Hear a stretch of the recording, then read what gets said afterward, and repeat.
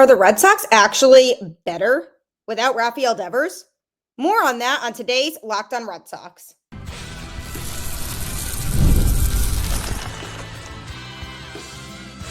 You are Locked on Red Sox, your daily Boston Red Sox podcast. Part of the Locked on Podcast Network, your team every day. Hello and welcome to Locked on Red Sox, your daily Boston Red Sox podcast, part of the Locked on Podcast Network, your team every single day. I'm your host, Gabby Maljanian, former ESPN social media associate, and also the host of the Boston Balling podcast as well. And I'm here to bring you the latest in all things Boston Red Sox, Monday through Friday, straight to your favorite podcast feed. And it's free, so make sure you tune in because Locked on is here for you every day.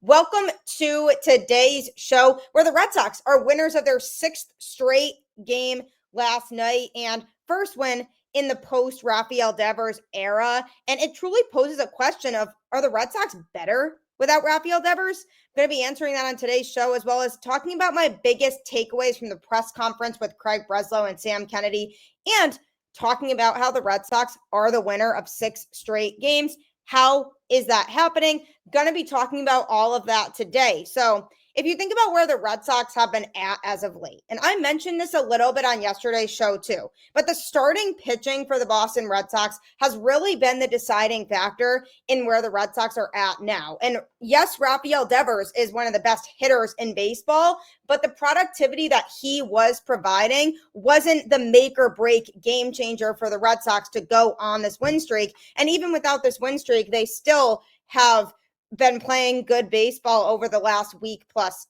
anyway, regardless. And it really makes people wonder about if this team is better without Rafael Devers. Now, here's why in the long run they are going to be. Because you think about the fact that Alex Bregman is going to be coming back. He serves as a true leader for this Red Sox team. He's a guy who has been a good mentor to the younger players like Roman Anthony and Marcelo Meyer. And even the other day, he was with them in the locker room with an iPad, showing them their swings and talking about it and telling them things that they can do to improve on their swing.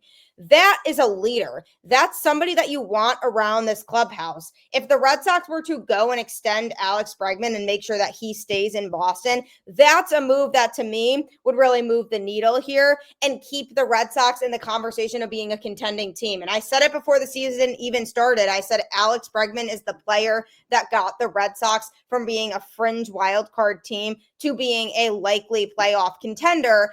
And with the way that they've been playing lately, we're starting to see a lot of that playoff contending team come out. And Alex Bregman still isn't even back yet from his injury. So the biggest thing for me is that you want a guy like Alex Bregman around. And by Rafael Devers not being here anymore, it creates more space for Bregman to play, because when he comes back, now he'll continue to play third base most likely, and they'll do some shifting to figure out who else plays where. But ultimately, at the end of the day, it kind of creates more flexibility there and allows for the Red Sox to kind of rotate through the DH role a little bit and have their outfielders kind of take turns DHing as opposed to having one player be the designated hitter. It also allows for roster flexibility when it comes to the trade deadline. When you think about Rafael Devers and what he provides, what the Red Sox were paying him to be a designated hitter wasn't really super justified. When the Red Sox agreed to that long-term extension with him, at that point, he was the third baseman. So it was easier to justify paying him that much money because he was contributing both offensively and defensively still. But now when you look back on the whole situation, you see a guy who isn't contributing defensively and is really only bringing his bat to the table. And now you're saying, okay, well, why are we paying over $300 million to a guy who's only contributing in half the game? because he's just contributing on offense. So that was another justification that the Red Sox ultimately ended up having. But by not having that money on the books now, it creates a lot more financial flexibility to be able to go out and improve the roster in other ways. For example, as the trade deadline approaches, the Red Sox can utilize this situation to their advantage and say, okay, well, we need to figure out a longer term solution at first base anyway. So let's try to acquire a first baseman at the deadline that may be expensive, but that's okay, because if we want to make a run, we are willing to commit to that kind of thing. And I know they also plan to explore the pitching market at the trade deadline. And I think the Red Sox felt like by being locked into what they were paying Devers to DH, it limits a lot of their ability to be able to improve the roster and really make it feel complete heading into a potential playoff run down the stretch. So those are the biggest things for me, the bigger reasons why I feel like in the longer term, the Red Sox will end up being better without Devers, because rather than paying a designated hitter as much money as they are, now they have money that they can kind of allocate to other areas and say, okay, in order to make a more complete roster now, we can utilize that. And obviously, nobody could have anticipated Tristan Casas getting hurt. That was something that ended up ultimately being an unfortunate event that happened to this Boston Red Sox team. But when he got hurt, then you say, okay, what do we do now? What's our contingency plan? So now Rafael Devers says no to playing first base. So now the Red Sox say, okay, this is our opportunity to really get a solidified first baseman so we don't have to keep platooning between Romy Gonzalez and Abraham Toro. So that gives them the option to do that. Why else would they be better without Devers? Because of the culture that they can now establish without him. And it truly feels like some of these younger players now have the ability to look at these guys as role models and kind of model their behavior, to see the way that they conduct themselves in interviews with the media, for example, the way that they interact with the coaching staff, the way they interact with the Red Sox executives around the organization, the way that the veterans like Alex Bregman, for example, said, hey, I'll play wherever the team needs me to play so that we can win games, which was the opposite of what Devers said, which was, no, I refuse to play first base. You told me I'm the DH. Now I'm going to DH. And that was that. And when you look at guys around the league like Mookie Betts, when the Dodgers approached him about having to move to the infield because that's what they needed, that was best for the team, he said, no problem, I got you, I'll do it. So the best players think about their team and have that team first mentality. And that was something that Devers did lack a little bit. And if you're going to have a lot of this young talent on your major league roster like the Red Sox have, you want to surround them with good role models. And the Red Sox front office has said a lot about Alex Bregman and the type of leadership that he provides for the young guys, which is why they were more excited for him coming here to Boston than just his play on the field. It was a lot more what he brought off the field and the leadership and veteran experience that he provided to this team that they felt confident in. They don't necessarily feel that same way about Devers, that he could bring that same kind of leadership and that same kind of energy. So it almost was adhering to the product on the field because of the fact that Devers was not being as cooperative. So yes, it still hurts right now, no doubt, 100%. I really miss Devers, and I'm really sad when I think about the fact that we have to see him play for another team. No doubt about it, the sadness will be there. But in the long run, with the Red Sox trying to build for the future, they're trying to build a core that can have a sustainable win record consistently. They want to have players who are surrounded by positivity and surrounded by good role models. And the Red Sox front office didn't necessarily feel that Devers provided that. And speaking of the Red Sox front office, coming up, what exactly was said in their big press conference with the media?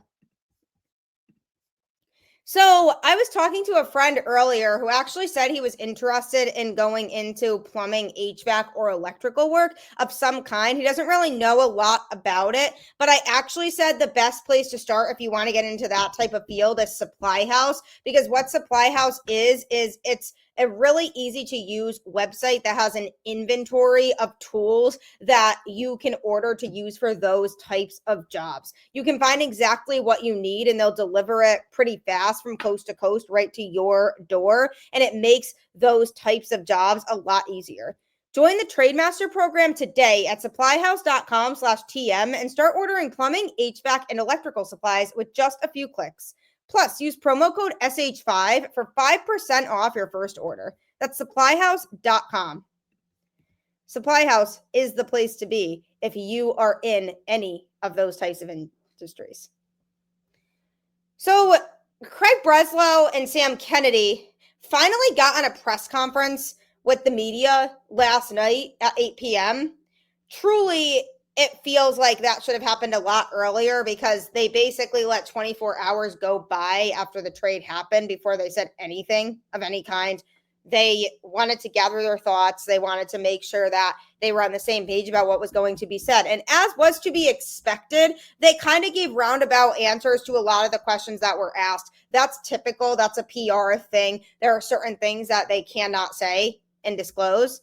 And they were asked some good questions. For example, they were asked about the timing of the Rafael Devers trade. Why did they trade him right now? And I do agree that the timing was a little bit funky. If they really were feeling like he was too toxic and they didn't really want to deal with that anymore, why not trade him earlier on in the season when the Red Sox are struggling and he's struggling, and try to give a team a guy who they still know can be a great hitter, was just in a bad slump? Why not trade him earlier on? The justification for that is that, well, if he was struggling, why would a team want to take him on? And even if they did want to take him on, they wouldn't be willing to give us as much because they would not feel as confident in Devers because of the fact that he's struggling. So they felt like they wanted to wait till he was hitting well, make sure that actually happened before they actually executed a trade. But now you look at the flip side of that. Why didn't the Red Sox just keep him through the rest of this season and try to make a playoff run with him and then trade him in the offseason if they were really over it? Craig Breslow touched on that a little bit and basically explained essentially that the Red Sox felt like this was the time to do it. They called some teams and essentially asked what they would give the Red Sox if they were to trade for Rafael Devers right now versus at the trade deadline. And the general consensus was that they would give them about the same amount in a package. And he also got that sense if they were to wait until the end of the season. So then the Red Sox front office realized, okay, well, if the package isn't going to vary that much anyway, what are we waiting for? Why don't we just deal him right now? And while I don't necessarily agree with that part because the Red Sox were on this winning streak and they go on the West Coast and all of a sudden Devers is gone, that was their justification for it.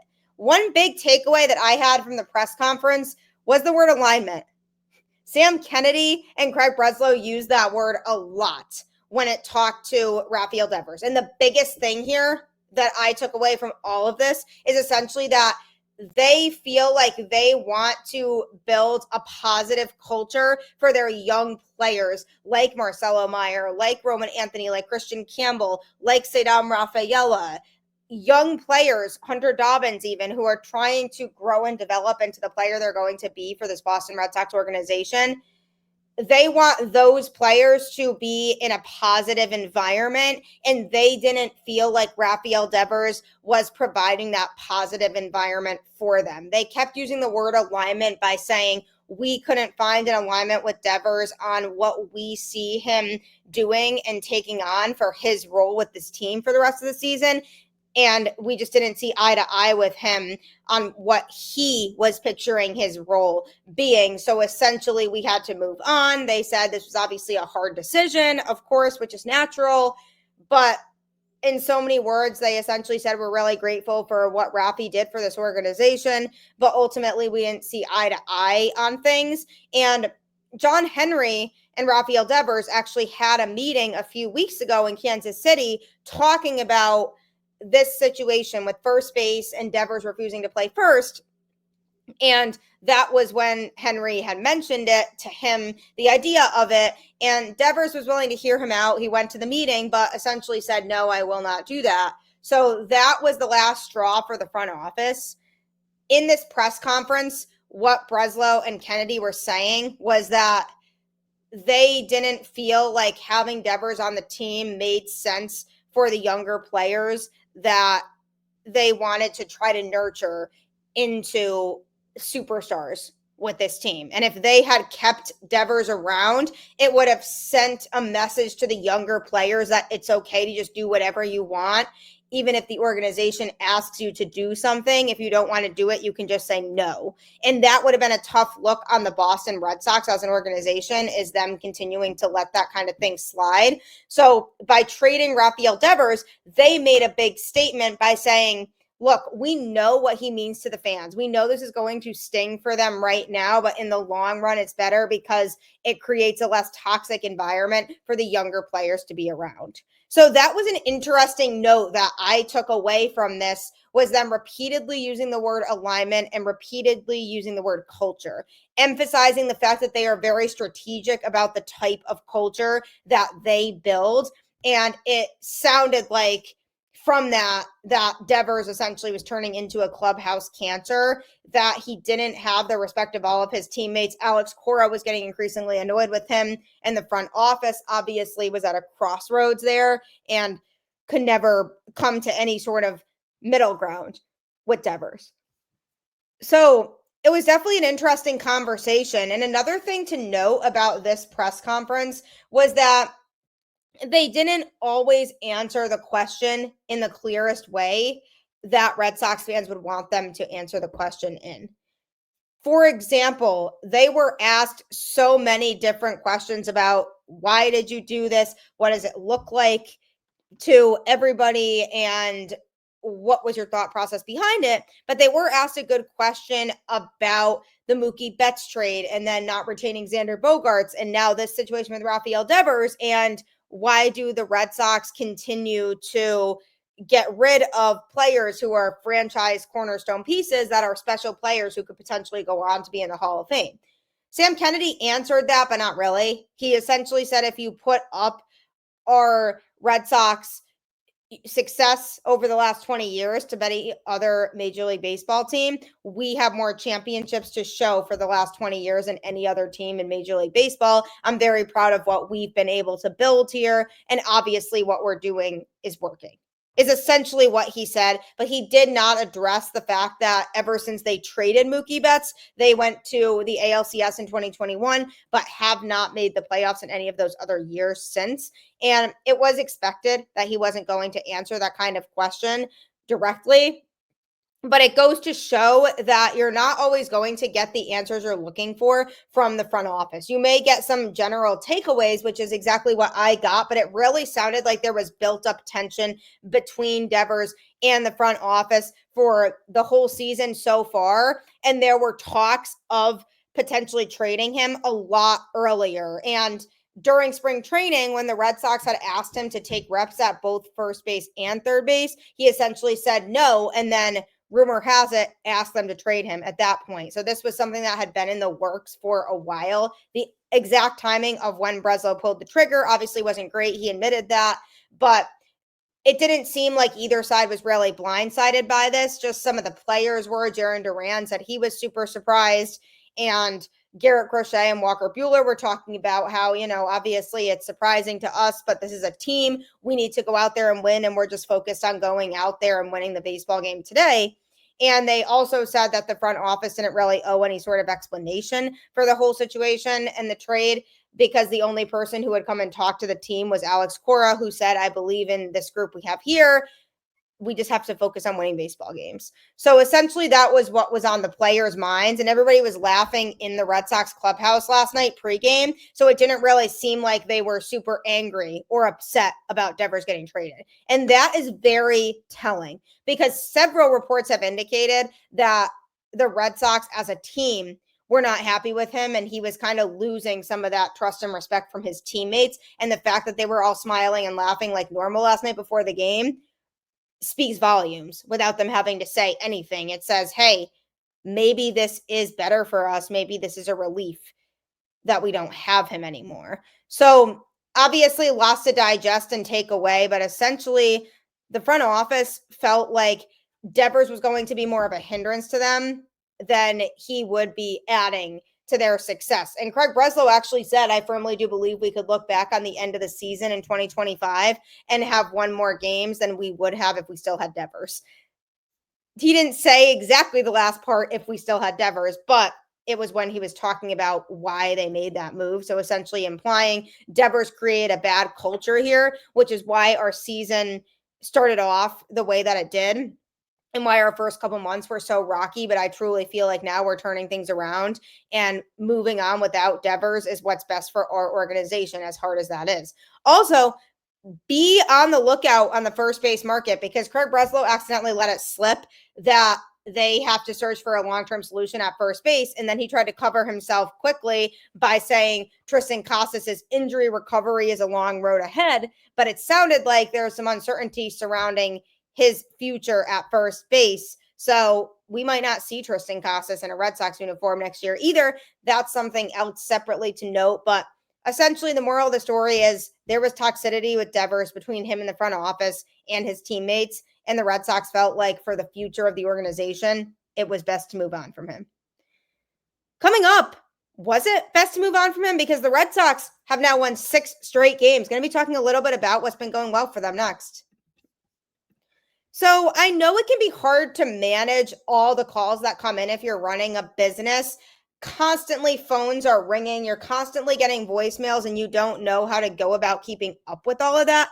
That's where OpenPhone comes in. So what OpenPhone is it's the #1 business phone system that helps you streamline and scale customer communication, all from an app on your phone or computer. So this way, it makes sure that it organizes all of the calls that you get so that you don't miss any, and you're able to return them and give them the proper attention that they need.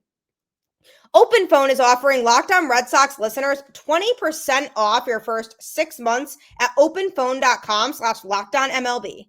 That's OpenPhone.com/LockedOnMLB. And if you have existing numbers with another service, OpenPhone will port them over at no extra charge. OpenPhone. No missed calls, no missed customers. This will significantly help you feel less stressed out about your job, I promise. So obviously there's been all this talk about Rafael Devers and him being traded to the San Francisco Giants. And while it hurts a lot right now, in the long run, if he was not providing a positive environment in the clubhouse, then ultimately long term, the Red Sox don't want to deal with that because they don't want it to impact the clubhouse camaraderie. So Craig Breslow made a decision that was better for the future as opposed to the right now. But the right now could still exist, and it could allow the Red Sox to make a playoff run, especially if they go out and acquire a first baseman of some capacity at the trade deadline, because the Red Sox have been playing really good baseball. They have now won 6 straight games after winning the series against the Rays.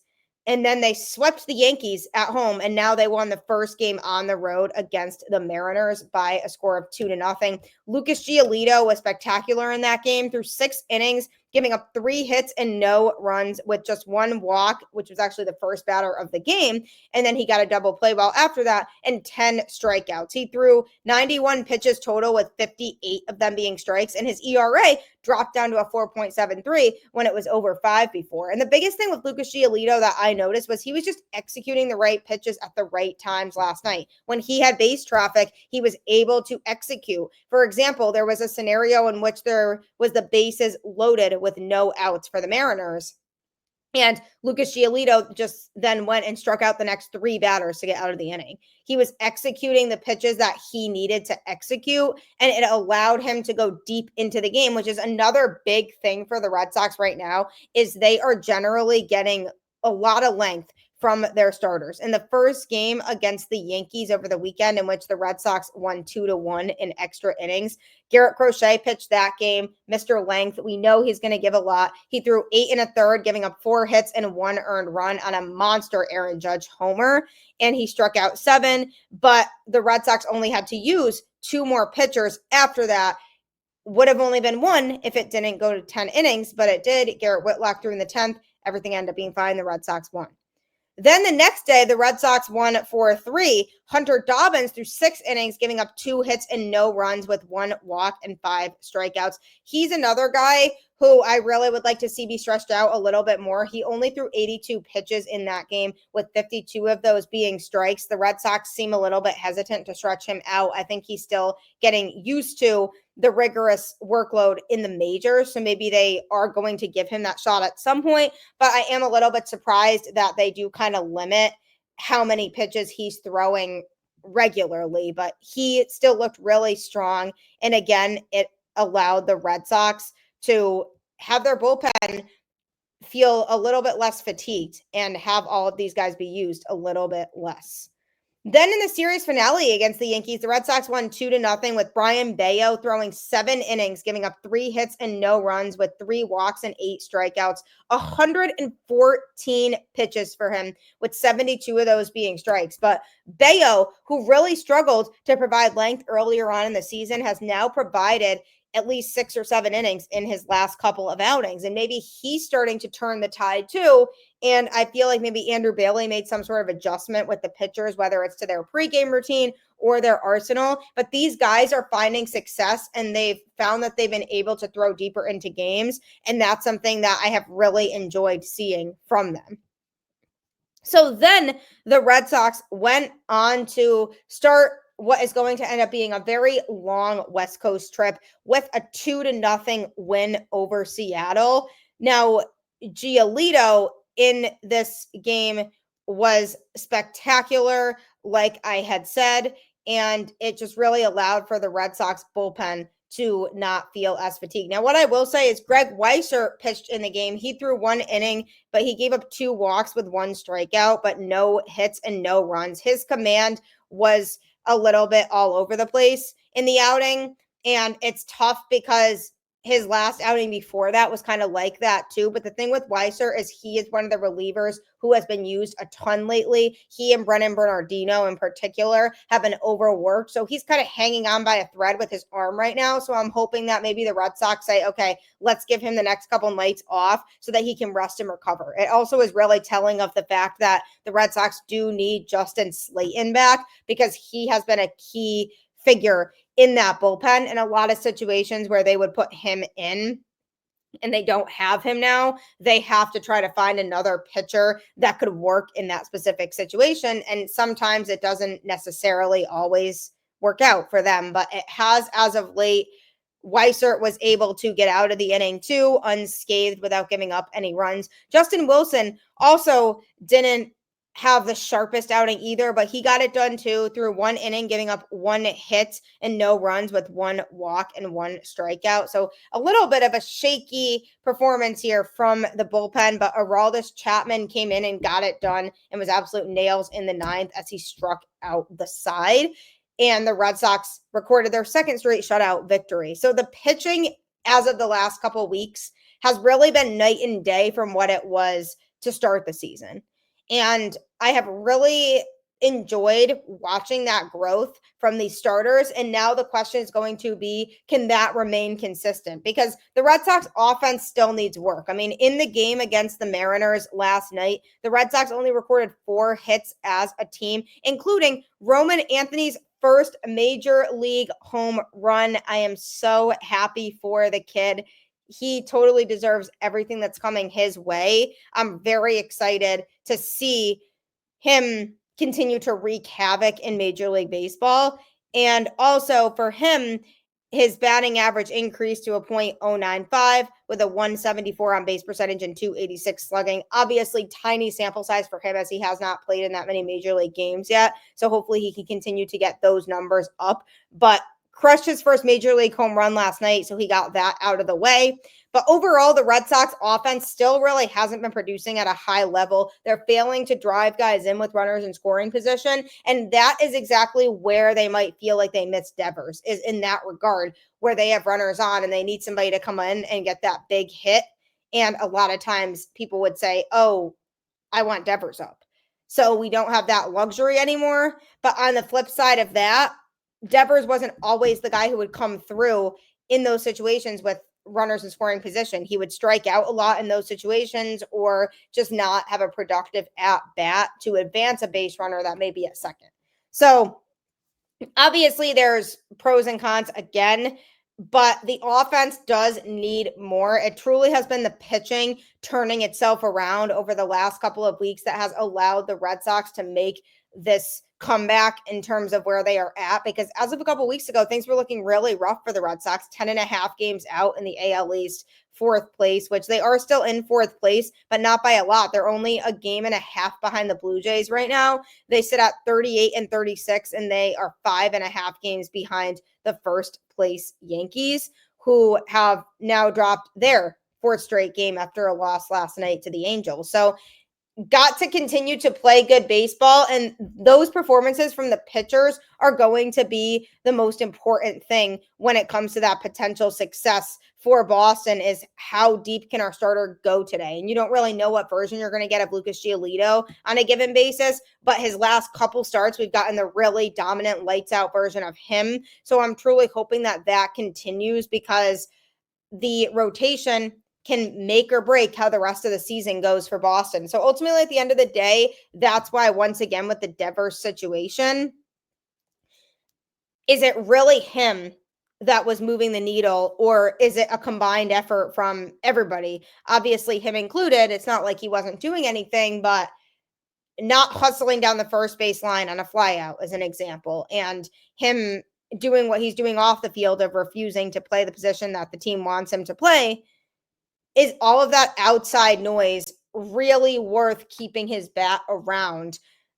And that's where the Red Sox are going to hopefully be able to answer that question if they acquire a really strong bat to add to this lineup. But this team is playing really good baseball right now. Hopefully that continues and they start to change the narrative of the type of team they are moving forward. Much needed win last night. Huge statement win that basically said, hey, we're still here and we can still win even without Devers. So they need to maintain that energy like Alex Cora talked about with them. So hopefully they can pick up another win tonight in the second game of this long road trip. But thank you for tuning in to Locked On Red Sox and making it your first listen today. Be sure to check out the all-new Locked On MLB Game Night, which you can find on YouTube or any other podcast platform. And it breaks down all the games that took place that night so that you don't have to stay caught up by scrolling through your ESPN app. So make sure you check that out next on YouTube or wherever you get your podcasts. And Locked On Red Sox is also available for you Monday through Friday on any podcast platform too. Like I always say, though, keep the faith, go Red Sox, and I'll catch you on the flip side.